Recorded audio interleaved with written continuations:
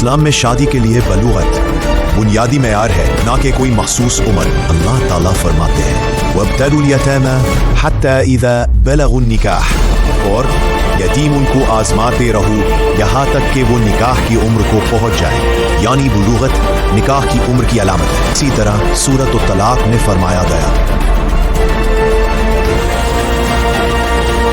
یہ آیت ان خواتین کی عدت کا ذکر کرتی ہے جنہیں حیض نہیں آیا، جس سے واضح ہوتا ہے کہ بلوغت سے پہلے بھی نکاح ممکن ہے بشرطی کے دیگر شرعی اصول پورے ہو۔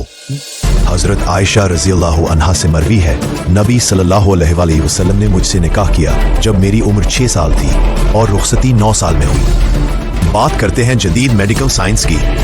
ورلڈ ہیلتھ آرگنائزیشن کے مطابق بلوغت کی عمر لڑکیوں میں 8 سے 13 سال اور لڑکوں میں 9 سے 15 سال کے درمیان ہوتی ہے۔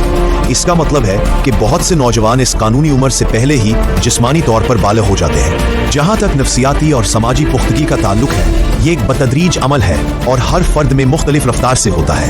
بعض تحقیقات بتاتی ہیں کہ مناسب رہنمائی اور معاون ماحول کی موجودگی میں بلوغت کے بعد نوجوان ازدواجی زندگی کی ذمہ داریاں سنبھالنے کے لیے تیار ہو سکتے ہیں۔